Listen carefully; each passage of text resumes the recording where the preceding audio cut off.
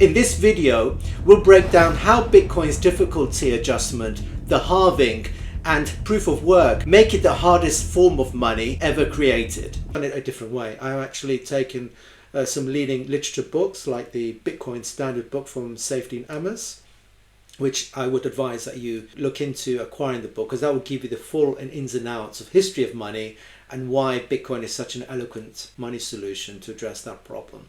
You got the properties like the 21 million hard cap supply. You also got the proof of work. So for me, these are the two key important attributes or features that Bitcoin provides. So that's the first part. And if you actually equate his own journey of acquiring his own Bitcoin mining infrastructure, well, you think about the other mining companies out there who have to do it at a more industrial scale, but it's the same sort of journey. That's the only subtle difference.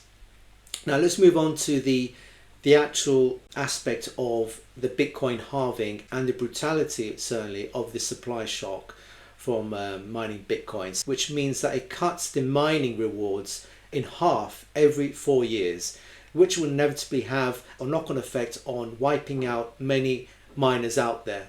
Because once you cut the profit rewards as a result of expending energy cost to mine those Bitcoins, well, they will get wiped out. And there's no mercy on this, right? So if you're unprepared, your profitability will be seen to be vanished overnight. The difficulty adjustment and the halving certainly force miners to be more efficient. So I would anticipate that in the future, it would be great news for us investors out there, because there'll be fewer mining companies out there, and they themselves have become more efficient in terms of how they run those mining operations to mine new Bitcoins moving forward, which would mean it would bring more longevity and making the Bitcoin network more secure and sustainable in the long run.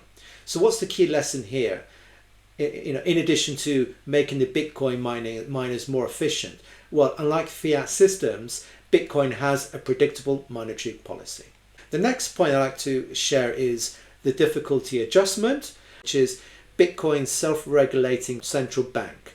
Now, every 2016 blocks, which it happens every 2 weeks, the difficulty adjusts based on the network hash rate. Now, this means that if blocks are faster to produce than 10 minutes, the difficulty increases, making mining harder. Subsequently, if blocks are slower to produce than 10 minutes, the difficulty decreases, making mining easier.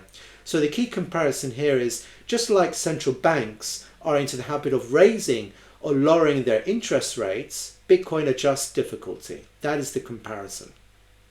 But Bitcoin, on the other hand, is programmatic, requiring no human emotions, interventions or politics or even corruption. It's the ultimate form of data dependency. It's just pure math. What is the subtle biggest difference between the two? Central banks manipulate the money supply based on opinions and politics. So it's in effect based on an elite group of individuals. On the other hand, Bitcoin operates purely on code and incentives. Adjustments happen every 10 minutes, unlike fiat systems that take years. What is the key lesson here? Bitcoin removes human error from monetary policy. That is the big difference, and that is the beauty and eloquency of the Bitcoin value proposition it provides to you investors out there. So what does this all mean for Bitcoin's future? If you add the halving and the difficulty adjustments, it will create that predictable scarcity effect. As demand grows, supply gets harder to obtain, which will drive up the price appreciation. That is the bottom line. Whether it's $100,000, $500,000, or $1 million per Bitcoin, it's all about the supply shock at the end of the day and game theory. But rest assured, the longer you hold on to your Bitcoin, the more gains you'll win. So if you enjoyed today's episode, please don't forget to hit the like button, to subscribe to my channel, because I regularly post some interesting videos such as these, anything to do with Bitcoin, blockchain technology, and the future of finance. So I'll see you next time.